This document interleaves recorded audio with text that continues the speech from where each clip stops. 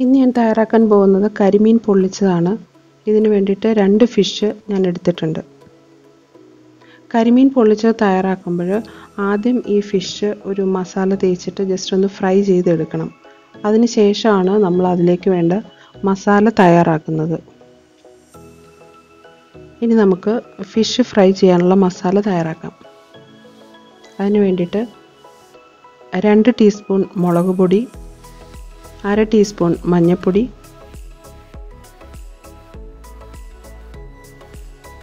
ആവശ്യത്തിന് ഉപ്പ്,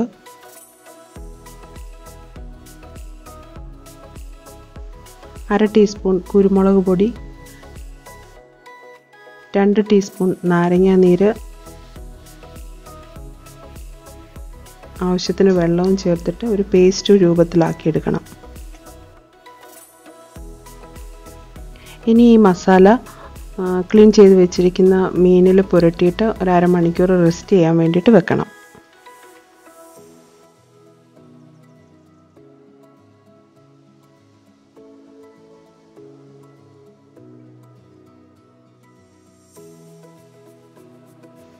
ഒരു പാൻ അടുപ്പത്ത് വെച്ചിട്ട് വറക്കാൻ ആവശ്യത്തിനുള്ള വെളിച്ചെണ്ണ ഒഴിക്കാം. കരിമീൻ പൊള്ളിച്ച തയ്യാറാക്കാൻ വേണ്ടിയിട്ട് ഫിഷ് ഫ്രൈ ചെയ്യുമ്പോൾ ഒരുപാട് ഗ്രില്ല് ചെയ്ത് ഒരുപാട് മൂപ്പിച്ചെടുക്കേണ്ട കാര്യമില്ല. ജസ്റ്റ് ഒന്ന് ഫ്രൈ ചെയ്താൽ മാത്രം മതി.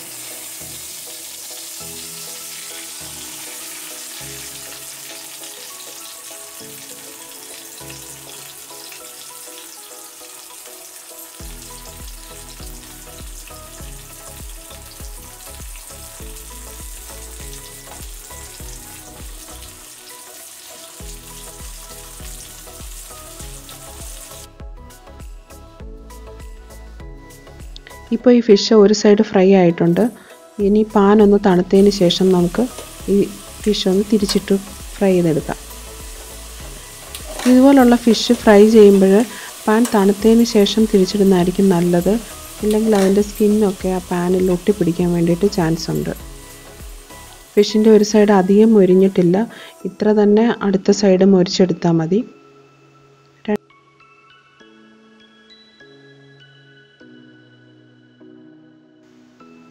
ഇപ്പോൾ ഈ ഫിഷ് 2 സൈഡും ഫ്രൈ ആയി വന്നിട്ടുണ്ട്. ഇനി നമുക്ക് ഇതിലേക്ക് ആവശ്യമുള്ള മസാല തയ്യാറാക്കുന്നതിന് വേണ്ടിയിട്ട് ഒരു കടായി അടുപ്പിൽ വെക്കാം. വേണമെങ്കിൽ ആ ഫിഷ് ഫ്രൈ ചെയ്ത് സെയിം പാനിൽ തന്നെ നമുക്ക് ഈ മസാല റെഡിയാക്കി എടുക്കാവുന്നതാണ്.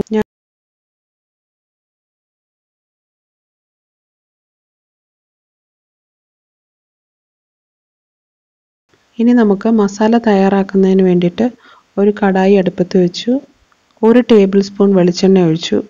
എണ്ണ ചൂടാകുമ്പോൾ അതിലേക്ക് കൊത്തി അരിഞ്ഞു വെച്ചിരിക്കുന്ന പച്ചമുളക്, 1/2 ടീസ്പൂൺ പച്ചമുളകാണ് ചേർക്കുന്നത്. 1/2 ടീസ്പൂൺ ഇഞ്ചി കൊത്തി അരിഞ്ഞത്, 1/2 ടീസ്പൂൺ വെളുത്തുള്ളി കൊത്തി അരിഞ്ഞത്, ഇവ ചേർത്തൊന്ന് ചൂടാക്കണം. ഇതിലേക്ക് നമ്മൾ വളരെ കുറച്ച് മാത്രമേ എരിവ് ചേർക്കത്തുള്ളൂ ഈ ഡിഷിൽ.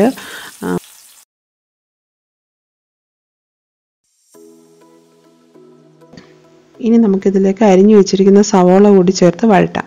2 വലിയ സവോളയാണ് ഇതിനു വേണ്ടി ഞാൻ അരിഞ്ഞെടുത്തിരിക്കുന്നത്. ഇതേപോലെ കനം കുറച്ച് അരിഞ്ഞതാണ്. ഇനി ഇതിലേക്ക് 1/2 കപ്പ് ചുവന്നുള്ളി കൂടി ചേർത്ത് കൊടുക്കുന്നുണ്ട്. ഈ ഡിഷിന് ചുവന്നുള്ളി മാത്രമായിട്ട് ചേർക്കുന്നതിനേക്കാൾ ടേസ്റ്റ് സവോളയും ചുവന്നുള്ളിയും കൂടെ ചേർക്കുന്നതാണ്. 1/2 കപ്പ് ചുവന്നുള്ളി ചേർത്ത് കൊടുത്തിട്ടുണ്ട്.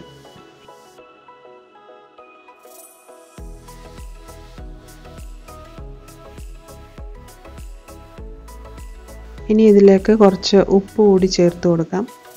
ഇഞ്ചി വെളുത്തുള്ളി കൊത്തി അരിഞ്ഞ് ചേർക്കുന്നതിന് പകരം വേണമെങ്കിൽ ജിഞ്ചർ ഗാർലിക് പേസ്റ്റ് യൂസ് ചെയ്യാം നമുക്ക്. ഞാനിപ്പോൾ ഇവിടെ ഫ്രഷായിട്ട് ഇഞ്ചിയും വെളുത്തുള്ളിയും കൊത്തി അരിഞ്ഞ് ചേർത്തതേ ഉള്ളൂ. ഇനി ഇത് നന്നായിട്ടൊന്ന് വഴന്ന് വരണം. നമുക്കിതൊന്ന് അടച്ചു വെച്ച് വേവിക്കാം.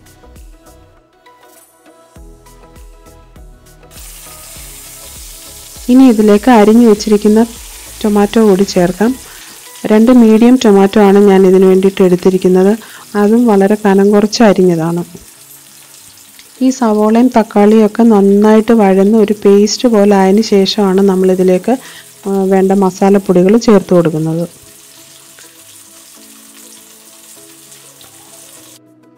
നമ്മൾ ഈ ചേർക്കുന്ന തക്കാളിയുടെ പുളി അല്ലാതെ ഇതിലേക്ക് പുളിയുടെ ടേസ്റ്റിന് വേണ്ടിയിട്ട് ഞാൻ നാരങ്ങാനീര് ചേർക്കുന്നുണ്ട്. പിന്നെ ഒരു 1/2 ടീസ്പൂൺ കുടംപുളിയുടെ ചാറ് കൂടി ഞാൻ ചേർക്കുന്നുണ്ട്. അത് ഓപ്ഷണലാണ്. ഞാൻ സാധാരണയായിട്ട് തയ്യാറാക്കുമ്പോൾ അത് ചേർക്കാറുണ്ട്. എനിക്ക് അതിൻ്റെ ടേസ്റ്റ് ഇഷ്ടമായതുകൊണ്ട് നിങ്ങൾക്ക് ആവശ്യമുണ്ടെങ്കിൽ മാത്രം ചേർത്താൽ മതി, ഇല്ലെങ്കിൽ നാരങ്ങാനീര് മാത്രം ചേർത്താലും മതി.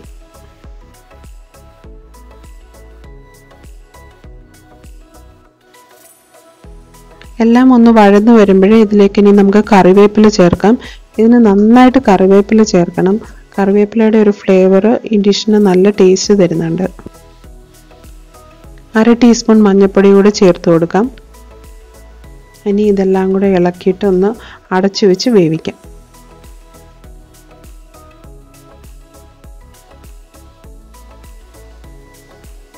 ഇത് ഇടയ്ക്കിടയ്ക്ക് ഒന്ന് ഇളക്കി യോജിപ്പിച്ചു കൊടുക്കണം, ഇല്ലെങ്കിൽ പാത്രത്തിന് അടിയിൽ പിടിക്കും. ഇപ്പം നമ്മുടെ സവോളയും തക്കാളിയൊക്കെ ഒന്ന് വെന്ത് മാഷായിട്ടുണ്ട്. ഇതൊന്നും കൂടെ ഒന്ന് വെന്തുടയാൻ വേണ്ടിയിട്ട് നമുക്കൊന്നും കൂടെ അടച്ചു വെച്ച് വേവിക്കാം.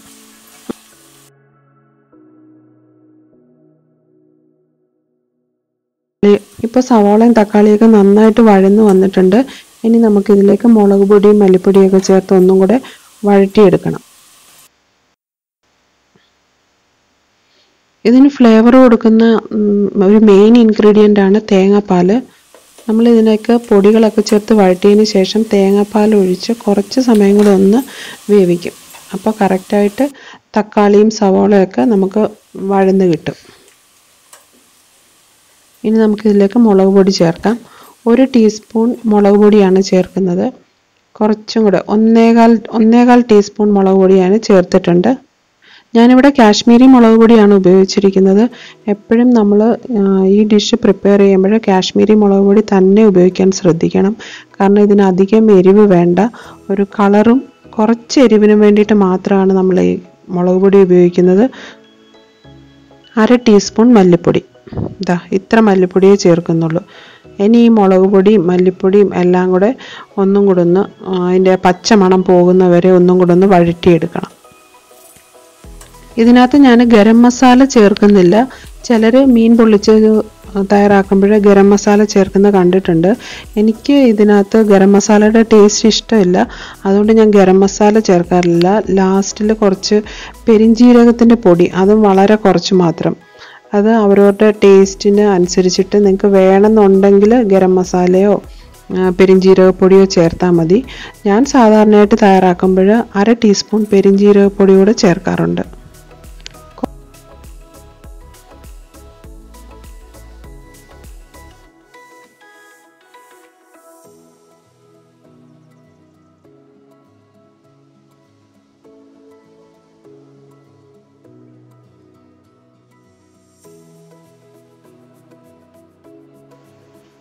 ഇതിലേക്ക് 1/2 ടീസ്പൂൺ കുടംപുളിയുടെ ജ്യൂസ് കൂടി ചേർക്കുകയാണ്.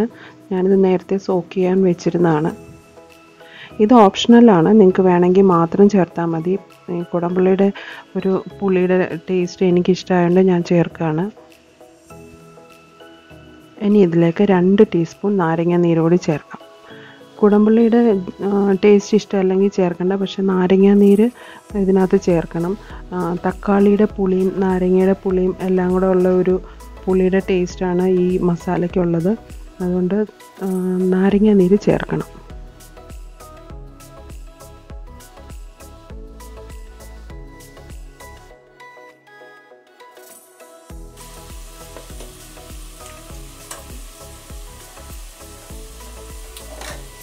കുറച്ചും കൂടെ കറിവേപ്പില ചേർക്കുകയാണേ.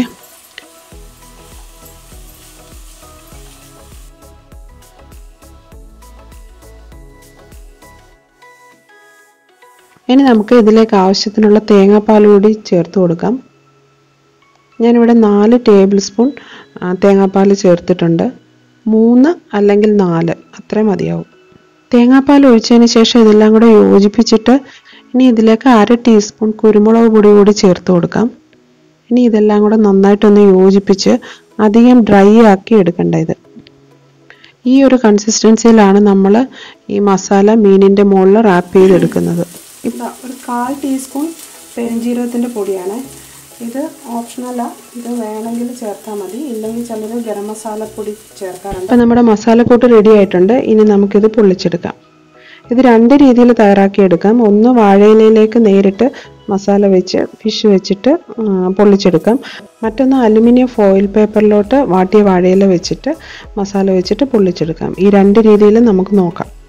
ഇനി നമുക്ക് ഒരു വാട്ടിയ വാഴയില എടുത്തിട്ട് അതിലേക്ക് കുറച്ച് മസാല സ്പ്രെഡ് ചെയ്തിട്ട് അതിൻ്റെ മേലെ കരിമീൻ വെച്ചിട്ട് അതിൻ്റെ മേലെ കുറച്ചും കൂടെ മസാല സ്പ്രെഡ് ചെയ്തിട്ട് ഇങ്ങനെ പൊതിഞ്ഞ് വാഴനാര് വെച്ച് കെട്ടി എടുക്കാം. ഇങ്ങനെ വാഴയിലയിൽ വെച്ച് പൊതിഞ്ഞെടുക്കുമ്പോൾ വേണമെന്നുണ്ടെങ്കിൽ നിങ്ങൾക്ക് ടൊമാറ്റോ സ്ലൈസ് ചെയ്തത് ഗാർണിഷ് ചെയ്യാൻ വേണ്ടിയിട്ട് മേലെ വെച്ചിട്ട് പൊതിഞ്ഞിട്ട് എടുക്കാം. ഞാനിപ്പോൾ ഇങ്ങനെ ടൊമാറ്റോ ഇവിടെ വെക്കുന്നില്ല, അല്ലാണ്ട് എടുക്കുന്നത്. നിങ്ങൾ ചെയ്യുമ്പോൾ ടൊമാറ്റോ വേണമെങ്കിൽ അങ്ങനെ വെച്ചിട്ട് എടുക്കാം. ഈ വാഴയിലയിൽ വെച്ച് കെട്ടുമ്പോൾ ഇത് അധികം ടൈറ്റായിട്ട് കെട്ടണ്ട, കാരണം ഇതിനകത്തേക്ക് ആവി വരുമ്പോൾ ഈ വാഴയില കുറച്ചൊന്ന് വീർത്തിട്ട് വരും. അപ്പോൾ ചിലപ്പോൾ പൊട്ടിപ്പോകാൻ വേണ്ടിയിട്ട് ചാൻസ് ഉണ്ട്. അതുകൊണ്ട് വളരെ ടൈറ്റായിട്ട് ഇത് കെട്ടണ്ട.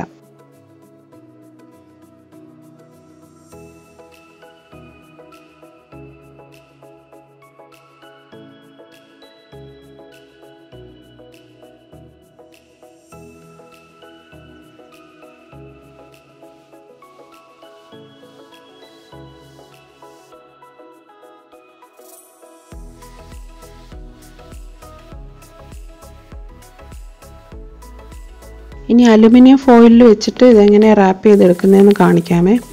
ആദ്യം ഒരു അലുമിനിയം ഫോയിൽ വെക്കുക, അതിലേക്ക് ഒരു വാട്ടിയ വാഴയില വെക്കുക, അതിനുശേഷം മസാല സ്പ്രെഡ് ചെയ്യുക, അതിൻ്റെ മേലെ ഫിഷ് വെക്കുക,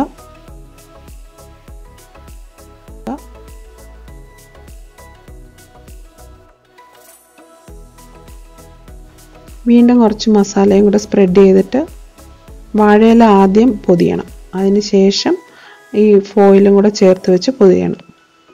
ഇത് രണ്ട് സെയിം തന്നെയാണ്, പക്ഷെ കുറച്ചും കൂടി ഈസി ആയിട്ട് എനിക്ക് തോന്നുന്നത് അലുമിനിയം ഫോയിലിൽ വെച്ചിട്ട് പൊതിഞ്ഞെടുക്കുമ്പോഴാണ്. നമ്മളിത് നാടൻ രീതിയിൽ എടുക്കുമ്പോൾ വാഴയിലയിൽ മാത്രം പൊതിഞ്ഞിട്ട് ഉള്ള ആ ഒരു മെത്തേഡിലാണ് എല്ലാവരും എടുക്കാറ്.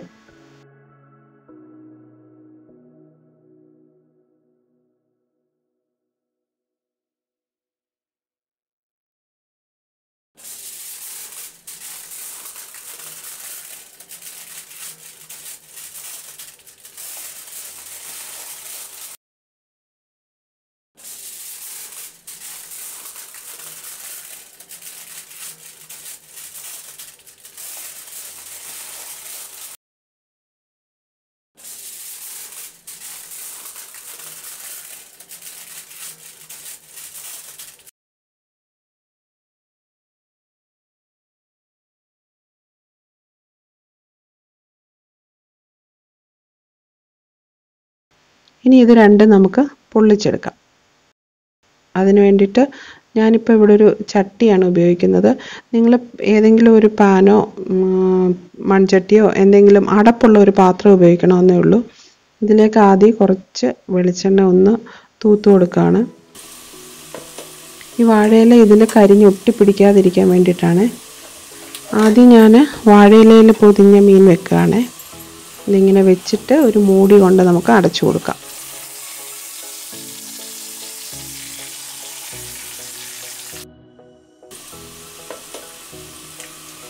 ഇപ്പോൾ ഒരു 5 മിനിറ്റ് ആയിട്ടുണ്ട്. ഇനി നമുക്ക് അടുത്ത സൈഡും കൂടെ ഒന്ന് മറിച്ചിട്ട് കൊടുക്കാം.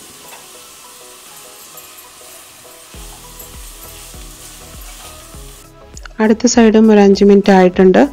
അപ്പോൾ നമ്മുടെ മീൻ പൊള്ളിച്ചത് റെഡി ആയിട്ടുണ്ടോ എന്ന് നോക്കാം.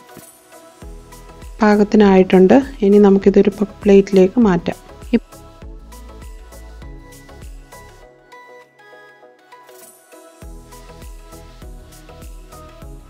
ഇനി നമുക്ക് ഫോയിലിൽ പൊതിഞ്ഞത് കൂടി ഇതുപോലെ പൊള്ളിച്ചെടുക്കാം. പാനിലേക്ക് കുറച്ച് എണ്ണ ഒഴിച്ച് ഒന്ന് തൂത്ത് കൊടുക്കണം. ഇനി ഇതിങ്ങനെ അലുമിനിയം ഫോയിലിൽ പൊതിഞ്ഞ് പൊള്ളിച്ചെടുക്കുന്നതിന് മറ്റേ വാഴയിലയിൽ പൊള്ളിക്കാൻ വെച്ച അത്ര സമയം വേണ്ട. കാരണം ഇതിനകത്ത് കുറച്ചും കൂടെ ചൂട് നല്ലതായിട്ട് നിൽക്കുന്നത് കൊണ്ട് അത്ര സമയത്തിൻ്റെ ആവശ്യമില്ല. ഇതിപ്പോൾ ഞാൻ അത്ര സമയം വെച്ചിട്ടില്ല. ഈ സൈഡ് ആയിട്ടുണ്ടാവും. നമുക്കിനി ഇതൊന്ന് തിരിച്ചിടാം. ഇപ്പോൾ 2 സൈഡും ആയിട്ടുണ്ട്. നമുക്കിത് റെഡി ആയിട്ടുണ്ടോ എന്ന് ഒന്ന് ഓപ്പൺ ചെയ്ത് നോക്കാം.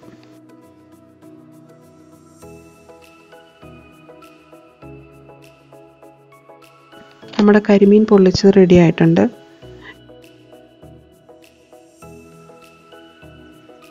ഇത് ചോറിൻ്റെ കൂടെ കഴിക്കുന്നതിനേക്കാൾ കുറച്ചും കൂടെ ചപ്പാത്തി, അപ്പം, ബ്രെഡിൻ്റെ ഒക്കെ കൂടെ നല്ല കോമ്പിനേഷനാണ്. ഇപ്പം നമ്മുടെ കരിമീൻ പൊള്ളിച്ചത് റെഡി ആയിട്ടുണ്ട്.